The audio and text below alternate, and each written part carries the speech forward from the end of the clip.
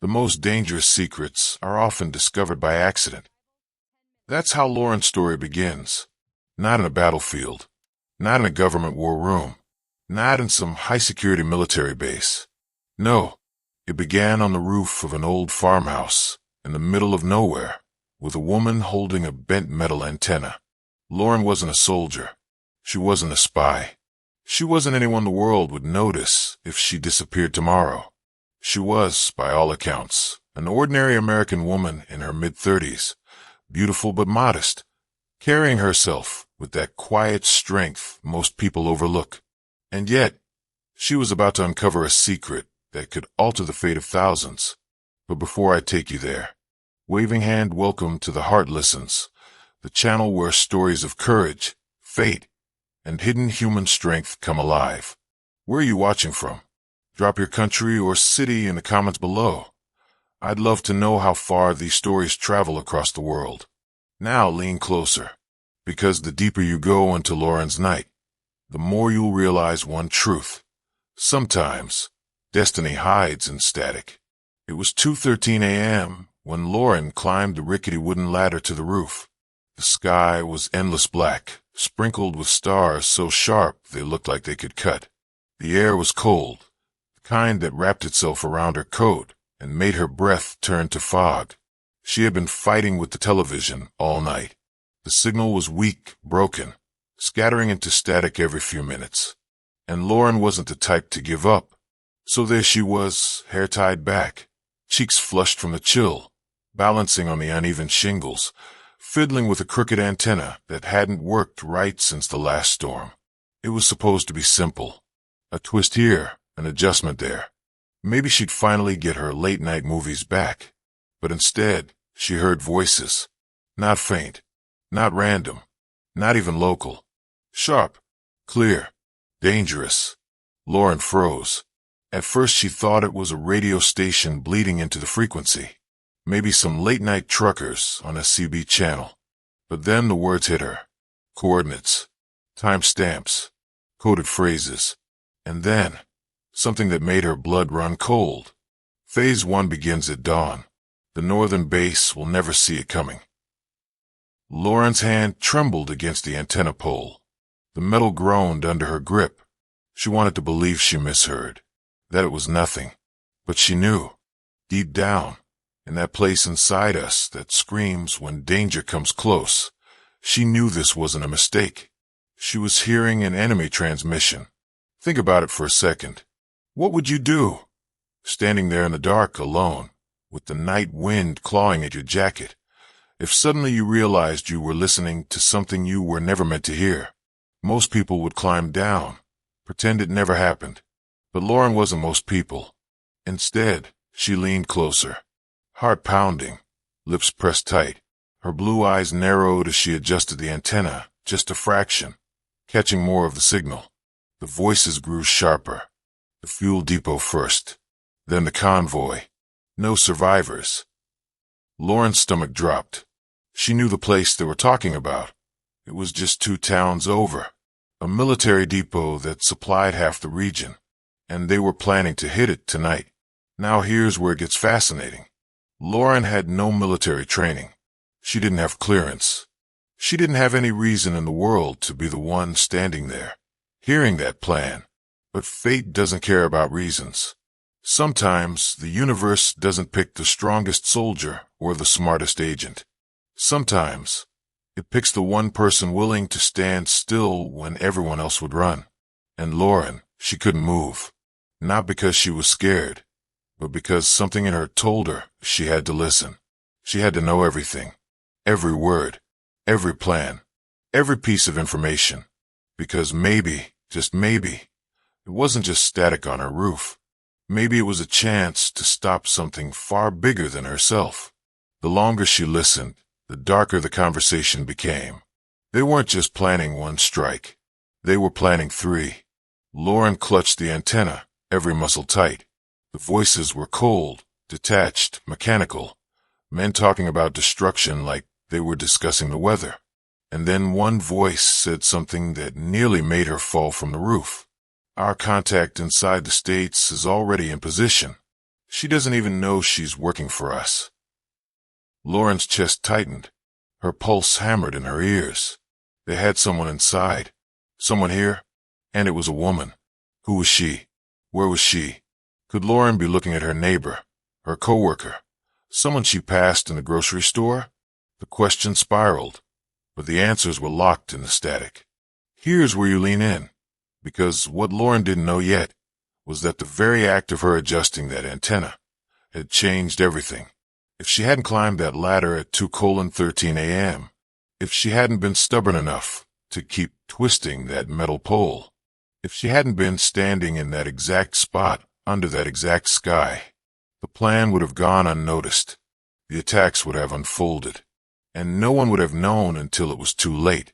But she, an ordinary woman in her 30s, had stumbled into a storm bigger than she could imagine. And now she had a choice: climb down the ladder and forget what she heard, or hold on to that signal, chase the voices, and risk everything. And here's where I'll leave you with a question. If you were Lauren, standing in the cold, clutching that antenna, with the enemy's entire plan unfolding in your ears, would you risk your life to stop it? Or would you walk away, pretending you never heard a thing? Because phase 2 of Lauren's story begins when she makes that decision. And trust me, you won't see what comes next. The sound in Lauren's earpiece wasn't just static anymore. It was voices, men's voices, sharp, ruthless, unaware that their every word was bleeding into her ears like an open secret. And just like that, the game changed. What she thought was just a broken military antenna on an abandoned ridge had become something else entirely, an accidental door into the enemy's unfiltered plans. And the more she listened, the more her heart hammered, because this wasn't just chatter. This was strategy. This was a blueprint of destruction. But let me pause here. Friends, welcome back to The Heart Listens.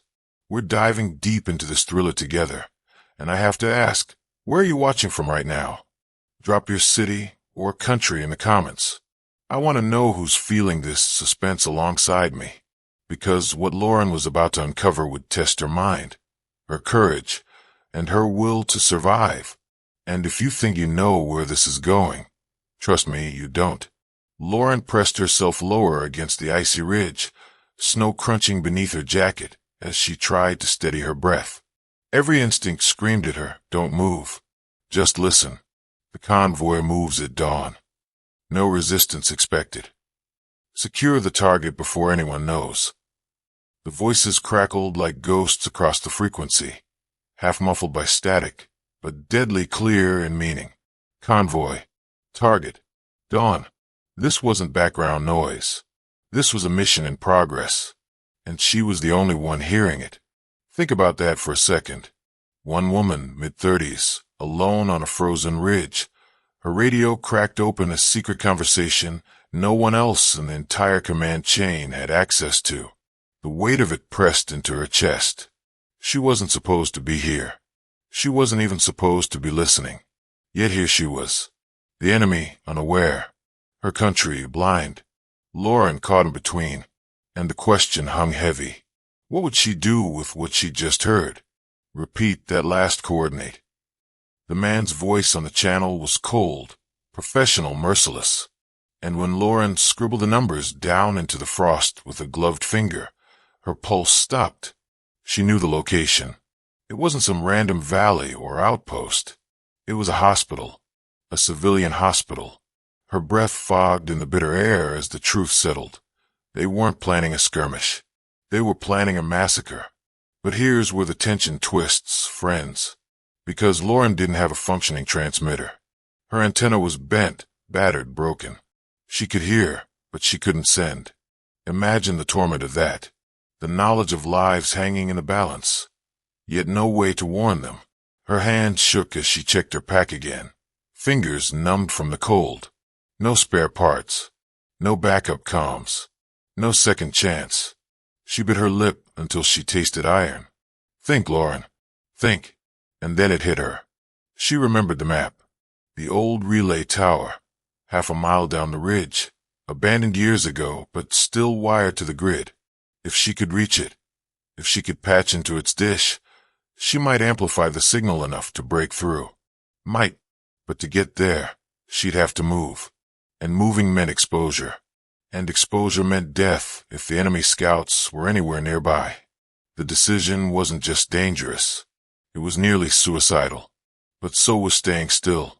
Let me ask you something. If you were in her boots, freezing in that snow, knowing innocent lives were marked for destruction, but every path you could take meant risking your own, would you run? Or would you fight the impossible? Because Lauren didn't even hesitate. She moved. The crunch of snow beneath her boots was deafening in her own ears, though the wind whipped so hard it should have covered her tracks. Her eyes darted left, right, scanning the tree-line for shadows.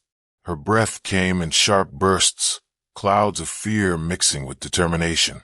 Every step carried the weight of time, because somewhere out there, trucks were loading, weapons were being readied, and dawn was closing in.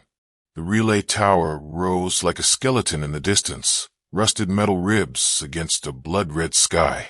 So close, so far, she nearly slipped on the last slope, catching herself against a jagged rock that scraped her glove open. Blood seeped into the snow. She didn't care. Her mind screamed only one mantra: get there, get there, get there. By the time she reached the base, her lungs were fire. Her legs trembled, but she didn't stop. She began to climb. And here's where everything shattered. Halfway up the tower, the voices in her ear changed. No longer muffled, no longer distant. Clear, close, almost too close. Check the ridge. Movement reported. Her blood turned to ice. They were looking for her. Somehow, some way they knew. Imagine that moment. Your fingers frozen to the steel, your body hanging exposed, and the realization that enemies were sweeping the very snow you just crossed.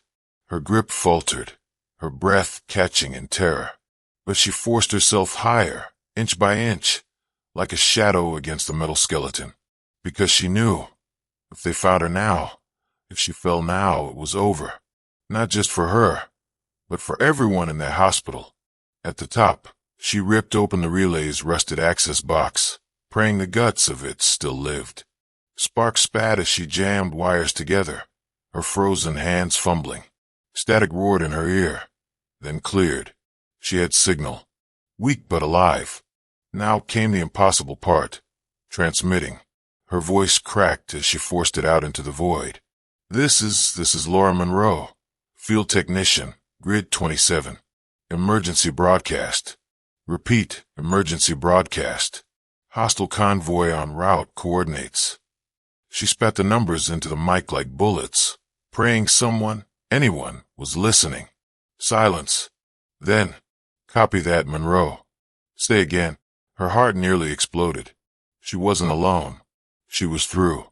But the moment of triumph lasted only seconds, because the voices in her earpiece, the enemy, cut sharper now. Signal detected. Source triangulated. Take her alive. They knew. And that's where Phase 2 leaves us. Lauren's message sent, but her location compromised. The enemy closing in. Her body trembling on a frozen tower as dawn creeps closer. What happens when the hunter becomes the hunted? And will the warning she sent be enough, or already too late? Stick with me, because Phase 3 is where the story erupts into a chase you won't forget. Imagine standing in the cold, alone, while the night hums with danger. The wind rattles the rusted tin roof above you, and every sound feels like a warning. Lauren stood there, her hands trembling, not from fear, but from the weight of what she had just uncovered. Friends, welcome back to The Heart Listens, the channel that brings you stories you don't just hear, but feel in your soul. Before we dive deeper, I have to ask, from where in the world are you watching this right now? Drop your city, your country, down below, because tonight, you and I are standing right next to Lauren as her life changes forever. Now lean in, because what she was about to hear through that broken radio antenna wasn't just static, wasn't just chatter.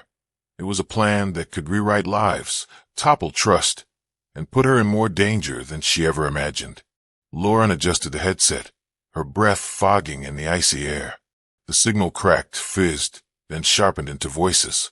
Male voice, deep cold. Tomorrow at 0900 hours.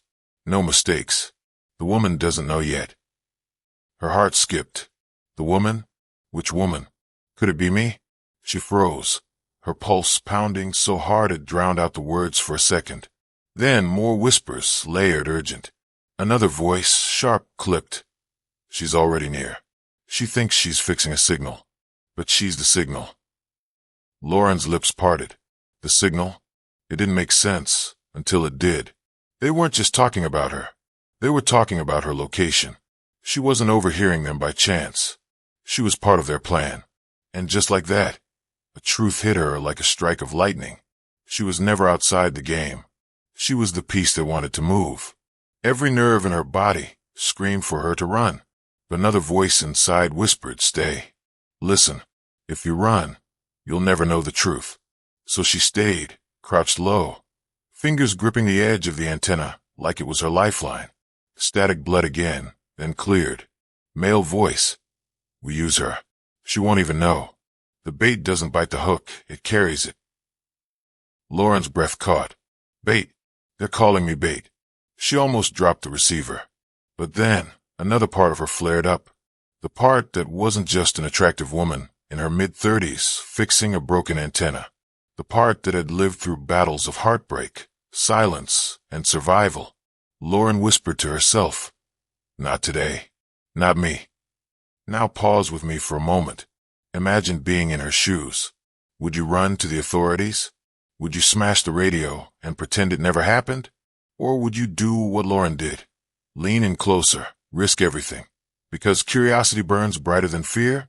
That's why you're still here with me, friend. Because you and I, we need to know what came next. The voices grew louder. Voice 1. The exchange is set. At the riverside. Code black. Voice 2. And the decoy. Voice 1. Already in place. Lauren's stomach dropped. The riverside. She knew it. Just 5 miles from where she stood. A lonely, frozen stretch of water where no one went at night. And now, it was the stage for something bigger. Her mind raced. If I know this, they'll know I know. And if they know I know, I'm already marked. That's when she heard it. The sound that would shatter every doubt she had left. A third voice. Calm. Controlled. Almost too calm. "Lauren, are you listening?" She froze solid. The blood drained from her face. They had spoken her name. How could they know?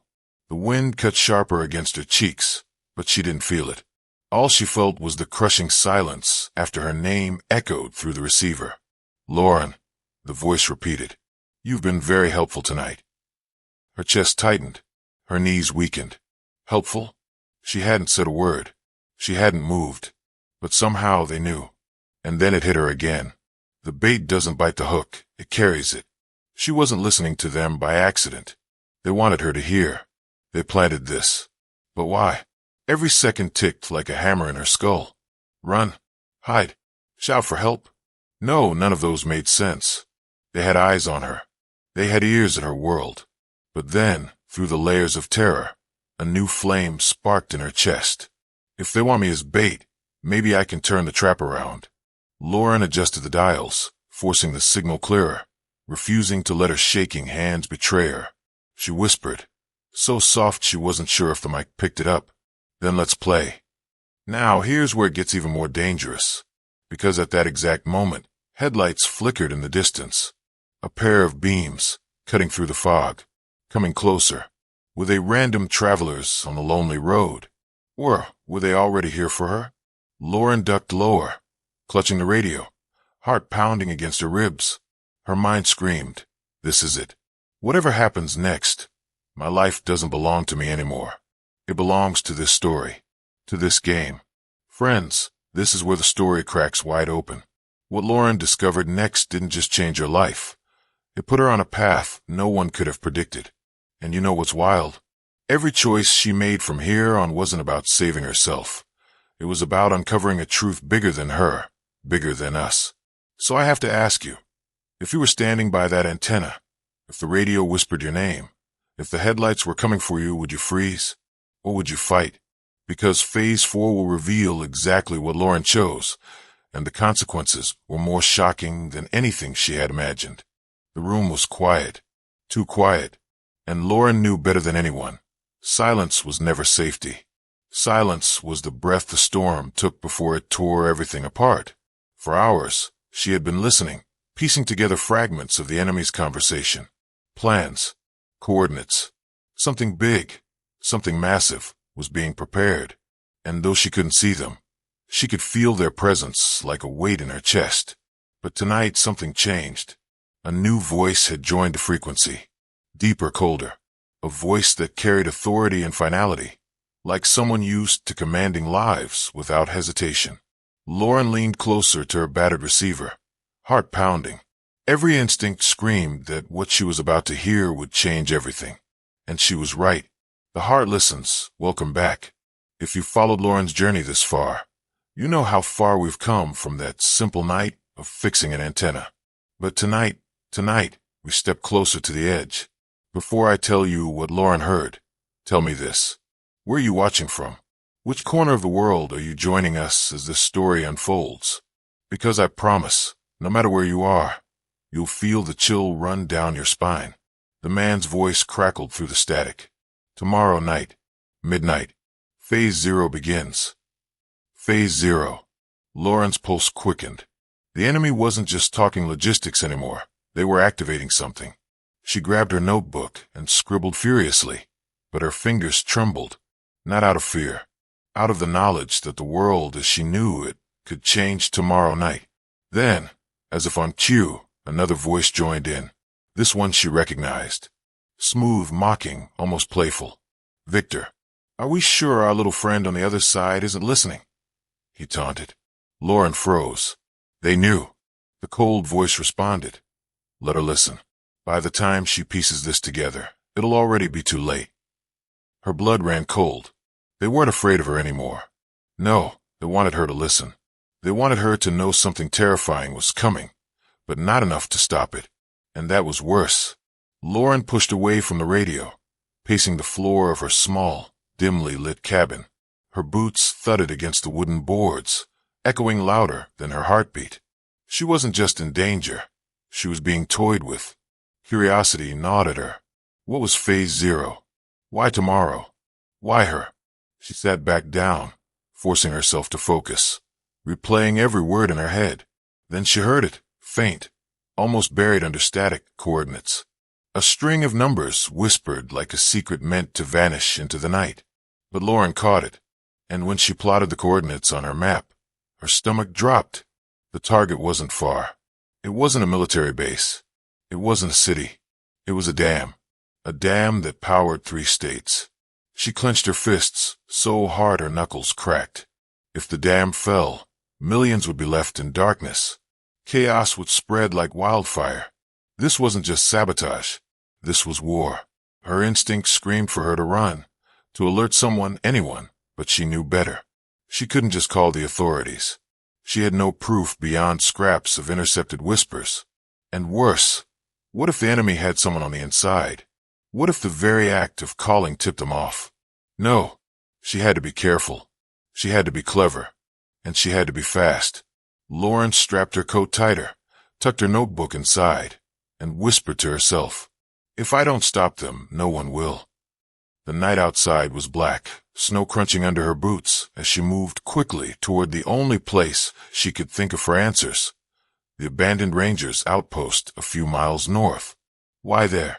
Because inside, hidden under the floorboards, she had stashed something from her past. Something she swore she'd never touch again. A weapon. And not just any weapon. An encrypted transmitter designed for emergency contact with a Black Ops network she once belonged to. She had left that world behind. She had sworn never to go back. But now, she had no choice. Each step through the frozen forest was agony. The cold clawed at her lungs. Her legs ached from the climb, but adrenaline pushed her forward. Every crack of a branch made her spin, heart racing, because she knew someone was out there. Someone was watching, and she was right. Halfway up the ridge, she spotted it. A flicker of red against the snow. A cigarette. She dropped low instantly, her breath catching. The enemy wasn't just planning. They were already here. One man. Maybe two. Armed if she had to guess. They weren't patrolling randomly. They were waiting. For her. Lauren's hand tightened around the hunting knife, strapped to her thigh. She hadn't wanted it to come to this. She hadn't wanted violence. But tonight survival left her no choice. She waited, her body pressed against the frozen ground, snow seeping through her coat, until the man's shadow passed within arm's reach. And then, swift, silent, efficient, she moved. The scuffle was brutal, quick. The snow muffled everything but the sound of his last breath. Her chest heaved as she crouched over the fallen figure. He was young, too young, but his radio buzzed with one chilling line before it went dead. Target is moving. Repeat, target is moving. They knew. They knew exactly where she was headed. By the time Lauren reached the outpost, her legs were trembling, her lungs burning. She slammed the door shut, barricaded it with an old wooden desk, and yanked open the hidden floorboards. There it was, the transmitter. She powered it on, the faint glow illuminating her determined face. Static filled the cabin, but then, a voice, a woman's voice. Shadow Network. Identify yourself. Lauren hesitated. It had been years. Would they even believe her? Would they even remember her? Her throat tightened, but she forced the words out. This is Phoenix. Emergency code red. There was silence. Then a sharp inhale. Phoenix, we thought you were dead. Lauren's eyes burned. I almost was. But listen to me carefully. The dam is their target. Tomorrow night. Midnight. Phase 0. The line went quiet, and then the voice responded, trembling. We've been tracking chatter too. But, Lauren, you don't understand. The dam isn't just a target. It's the trigger. If it falls, it activates everything else. Her heart nearly stopped. Everything else. What could be bigger than millions in darkness? She wanted to ask. She needed to know. But before she could, the door behind her rattled. Then, bang, a shot tore through the wood. Splinters exploded across the cabin. They had found her, and there was no more silence. Only war. The night had never felt this loud. The jungle wasn't silent anymore. It was alive with whispers, boots crunching against damp earth, radios crackling faintly, and the muted hum of helicopters somewhere beyond the horizon. Every sound struck Lauren's nerves like electricity, reminding her that one wrong breath could mean the end. And yet, her eyes burned with fire. She had come too far. She had risked too much. And now, with the final piece of intelligence beating in her chest like a second heart, she knew the moment had come. It's not just about hearing their plan, she whispered to herself, gripping the recorder. It's about stopping it. But how do you stop an army when you're just one woman, armed only with courage and a signal in the darkness? Lauren crouched low against the crumbling ruins of an old outpost wall. Behind it, shadows moved, two enemy guards pacing with rifles. She could almost feel their breath in the humid air. The recorder in her hand felt heavier than iron. Inside it was everything, the full plan, the exact coordinates of where and when the strike would fall. The United States wasn't ready for it. Thousands of innocent lives gone in one night if she didn't act. But here was the razor's edge. If she stayed silent, she could maybe slip back undetected. If she transmitted the signal now, they'd triangulate her position in seconds. Either way, she had no guarantee of survival. Lauren's heart hammered. She bit her lip hard enough to draw blood. Then she remembered something. Her father's words. A man who had worn the uniform before her. Sometimes, Lauren, courage is knowing you won't walk away, and still walking forward.